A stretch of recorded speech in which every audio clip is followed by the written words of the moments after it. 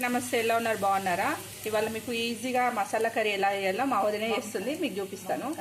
వంకాయ మసాలా కొంచెం ఒక 3-4 స్పూన్స్ ఆయిల్ పోసుకోండి. ఆయిల్ వేసుకొని ఫ్రై చేసుకుంటే టేస్ట్ బాగుంటుంది. ఫ్రై చేసుకోవాలి. వంకాయలు వేయించుకున్నాం కానీ అదే ఆయిల్లో ఆనియన్స్ వేసుకోండి. ఇవి ఏంటంటే ఆనియన్స్ పెద్దగా ఎందుకున్నాయంటే మళ్ళీ మిక్సీకి వేసుకోవాలి.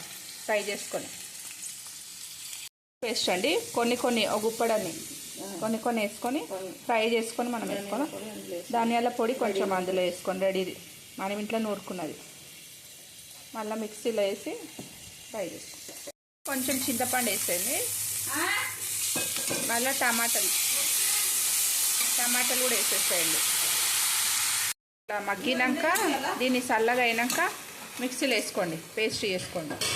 ఇట్లా మనం ఫ్రై చేసుకున్నాం కదండి, ఇది మిక్సీలో వేసుకోవాలి. మనం మిక్సీలో వేసి పేస్ట్ చేసుకోవాలి. పెట్టుకొని ఆయిల్ పోసుకోండి.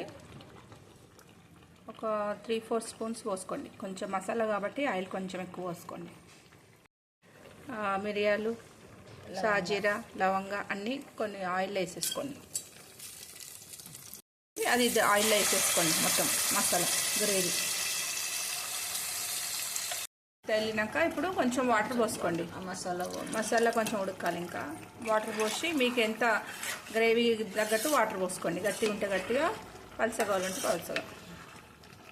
అలా గరం మసాలా అది బాయిల్ అయిపోయాక కొంచెం గరం మసాలా వేసుకోండి. ఇంట్లో హోమ్ మేడ్ గరం మసాలా ఇది. కొంచెం 1/2 స్పూన్ అంతా వేసుకోండి.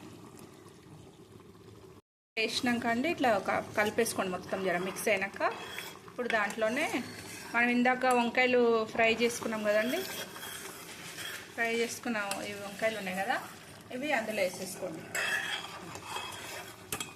అందులో వేసేసి కొంచెం ఒక ఉడుకు వచ్చేదాకా కొంచెం ఒక్కసారి ఉడికే, ఎందుకంటే ఆల్రెడీ మ్యాష్ అయినవి. కొంచెం ఎక్కువసేపు పెట్టొద్దు. కొంచెం ఉడికినాక ఆఫ్ చేసేసేయండి. కొత్తిమీర వేసి ఆఫ్ చేయండి అండి. కొత్తిమీర వేసి స్టవ్ ఆఫ్ చేసుకోండి. రెడీ వంకాయ మసాలా రెడీ అయిపోయింది. సింపుల్గా ఎలానో చేయాలో చూసారు కదా. మీకు నచ్చినట్టయితే లైక్ చేయండి, షేర్ చేయండి, సబ్స్క్రైబ్ చేయండి. Bye, thank you.